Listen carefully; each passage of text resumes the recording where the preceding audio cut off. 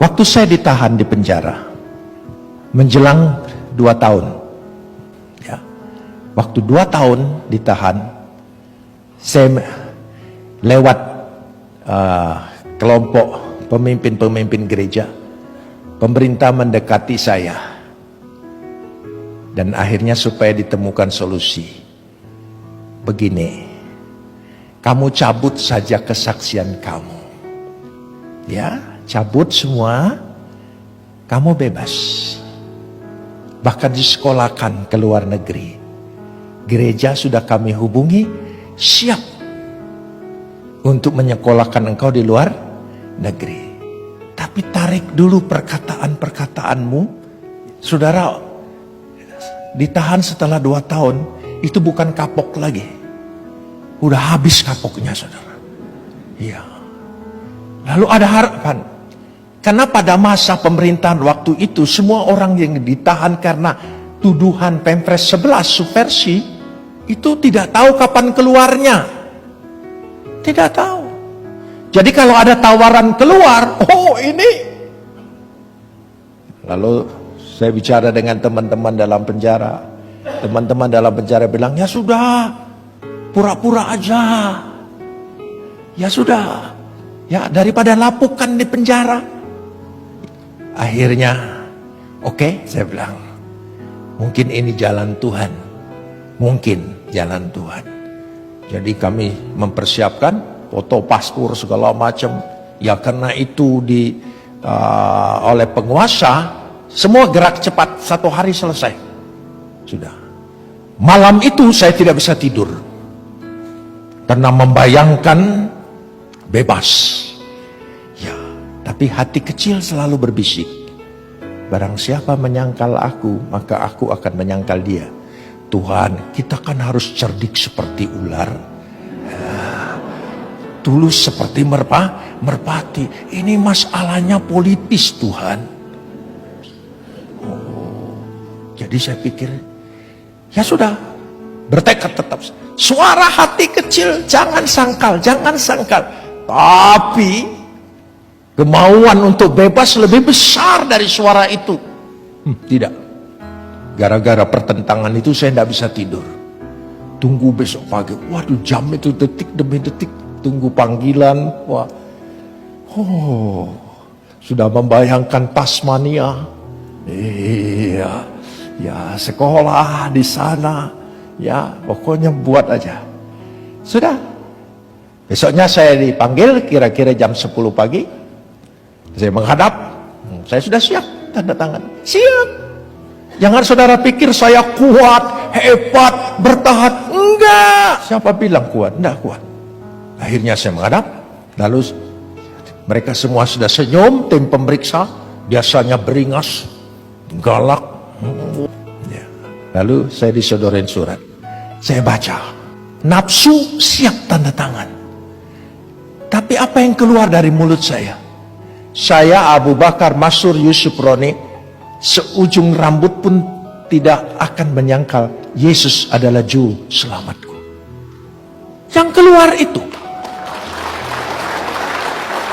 saya sampai kaget. Aku ngomong apa? Yang keluar itu. Jadi kalau engkau bertahan, iman kuat itu pilihan Tuhan. Itu kekuatan Tuhan yang kekal dalam dirimu, bukan kemampuanmu. Itu bukan tekad-tekad iman kita, tapi iman yang diberikan oleh Tuhan. Karunia. Ucap syukur kepada dia. Amin, saudara. Luar biasa. Marahlah mereka. Saya dimasukkan lagi. Mestinya kan tadi saya Abu Bakar Masyur Yusuf Roni akan menandatangani dengan ikhlas. Tapi ternyata saya tidak akan menyangkal dia seujung rambut pun. Keluar kata-kata itu. Saya sampai termenung. Lalu Tuhan memberikan bisikan di hati saya. Kalau kamu bebas, ya, keluar pintu penjara, ditabrak bajai, mati. Kau selamat enggak? Karena sudah menyangkal aku.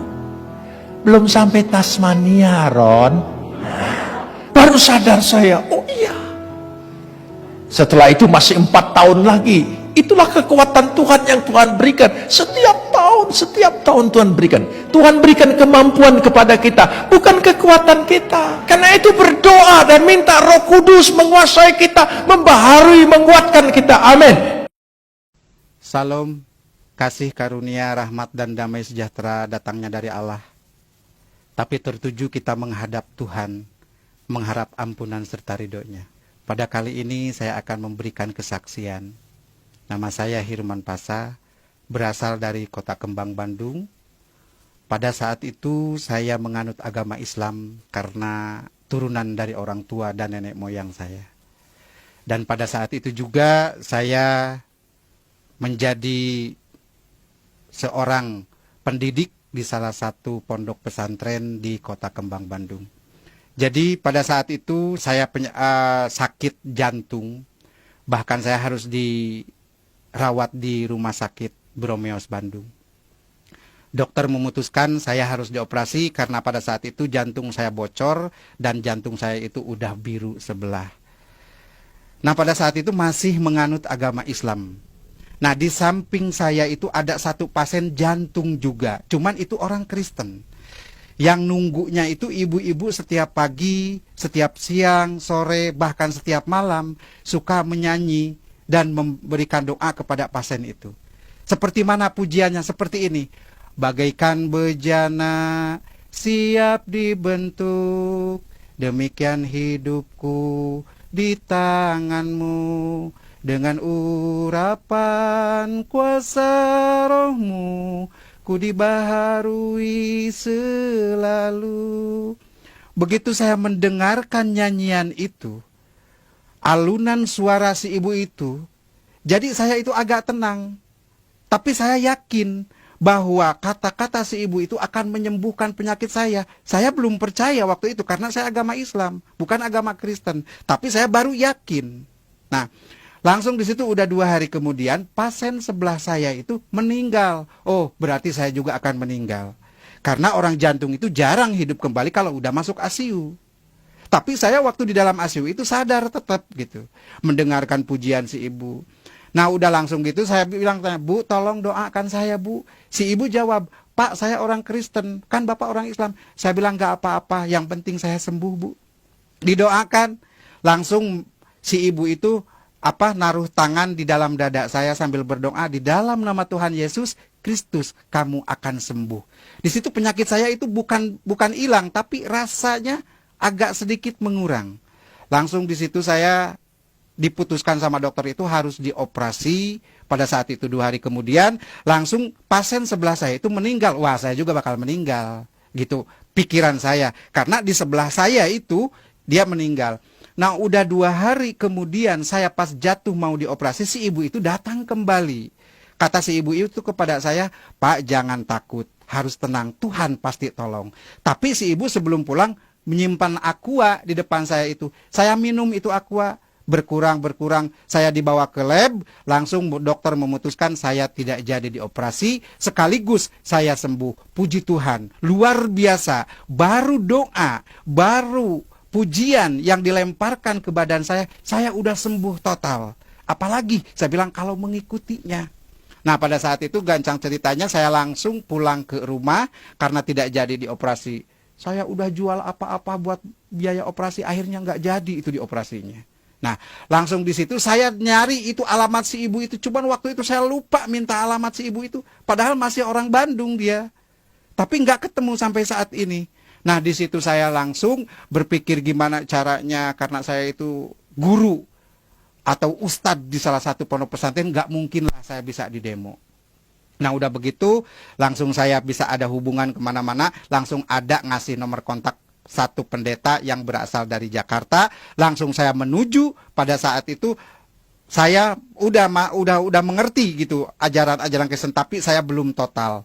Nah udah langsung saya tinggal di rumahnya pendeta di Jakarta sampai saat ini udah 10 bulan. Luar biasa, Tuhan Yesus menolong saya. Ada satu kenikmatan yang mengikuti ajaran Tuhan Yesus Kristus. Ada satu keistimewaan yang kita rasakan pada saat kita dibaptis. Saudara pernah dibaptis? Apa yang rasakan saudara pada dibaptis itu? Pengalaman saya waktu saya dibaptis. Saya dibaptis oleh 2 pendeta. Ya, langsung begitu turun, masuk ke kolam baptisan, saya dibaptis, begitu ditenggelamkan, saya katanya pingsan. Padahal saya bukan pingsan, dibawa salah satu orang, tapi yang saya nggak kenal, ke satu tempat yang luar biasa indahnya. Burung-burungnya, air-airnya, taman-tamannya indah sekali. Nah, pada saat itu saya pingsan katanya karena waktu dibaptis itu. Nah, di situ saya sama satu orang yang tidak dikenal itu dikasih kenang-kenangan atau dikasih bingkisan. Sampai saat ini belum ketemu. Apa sih artinya itu? Nah, udah begitu langsung saya, namanya pendeta yang satu udah agak tua, yang satu juga walaupun muda dia gemuk. Saya badan gede, langsung ditarik dari kolam baptisan ke atas karena saya pingsan, ya kayak ngangkat karung gitu, gitu kan. Jadi badan saya itu biru semua. Nah, puji Tuhan, begitu saya sadar, begitu saya siuman dari pingsan, saya mencari barang yang dikasih orang yang tidak dikenal itu tidak ketemu. Saya tanya kepada semua orang di situ, pada bengong semua. Jadi apa sih yang berbentuk buku bukan, berbentuk Alkitab juga waktu saat itu saya belum mengenal benar. Nah, langsung saya setelah itu, setelah dibaptis, langsung saya kembali lagi ke rumahnya Pak Pendeta. Jadi sampai saat ini saya sudah 10 bulan di rumahnya Pak Pendeta. Luar biasa Tuhan menolong saya. Cobaan, kritikan dari keluarga, bahkan sekaligus saya dibuang dari keluarga, bahkan istri tercinta satu pun minta dicerai, anak pun sampai saat ini tidak ada komunikasi dengan saya. Tapi bagi saya nggak apa-apa. Yang penting saya punya Bapa, yang penting saya punya juru selamat. Karena waktu di dalam dulu itu tidak ada juru selamat. Ada juga syafaat. Ya, kalau syafaat itu kalau orang mau syafaat, di syafaat kalau juru selamat itu beda. Semua orang mengikuti dia pasti jalan. Mungkin ini yang dinamakan Shirathul Mustaqim. Jalan kebenaran. Saya pernah pernah membaca di dalam satu kitab Tizan Daruri. Kalau di dalam Islam itu tauhid. Ya, kalau di dalam Kristen itu adalah teologi, ketuhanan. Di situ di dalam Tijan dikatakan la ilaha illallah iku maujud, la ilaha illallah iku ma'bud. Kalau orang di masjid kan suka baca itu. La ilaha illallah, tiada Tuhan selain Allah, iku maujud, yang berbentuk. La ilaha illallah iku ma'bud, tiada Tuhan selain Allah kecuali untuk diibadahan. Jadi kita ibadah itu kepada Tuhan yang berbentuk wujudnya. Harusnya. Jadi namanya wujud berbentuk itu bisa dilihat, bisa diraba, itu berbentuk, itu wujud. Sedangkan dulu saya itu ibadah kepada Allah. Mana Allahnya itu nggak ada. Karena di dalam Al-Quran dikatakan Allah itu tidak punya tempat. Bukan di aras, bukan di surga, bukan di neraka. Tuhan itu laisa kamislihi syai'un di dalam Al-Quran. Tidak ada satu tempat pun untuk Allah. Sedangkan Tuhan itu di dalam kata lapad tauhid itu berbentuk mauzud.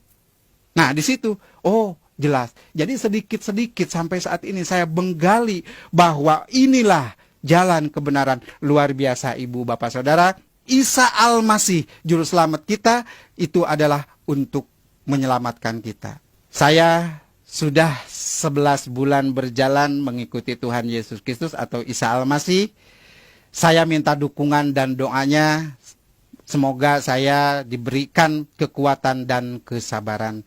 Dan saya minta doanya juga dari semua pihak untuk Pak Pendeta yang mengurus saya dan keluarganya. Semoga beliau ini diberkati. Jadi saya menghimbau, pesan dari saya, yang sudah mengikuti Isa Al-Masih dari kecil, jangan sampai jadi mualaf. Rugi banget. Kita tadinya dari naik taksi, naik ke beca. Memang semua juga kendaraan, tapi rugi banget gitu. Jadi tetap kita sampai mati pun, sampai kemanapun, sampai tua pun, diberikan cobaan apapun, kita harus kuat mengikuti Isa Al-Masih. Karena Isa Al-Masih adalah is the best bagi kita. Juru selamat bagi kita semua. Saudara yang terkasih, mungkin inilah yang saya perlu sampaikan. Jadi pesan dan kesan bagi saya untuk semua, yuk mari kita pegang kuat-kuat. Jangan sampai kita jadi mu'alaf. Tuhan memberkati.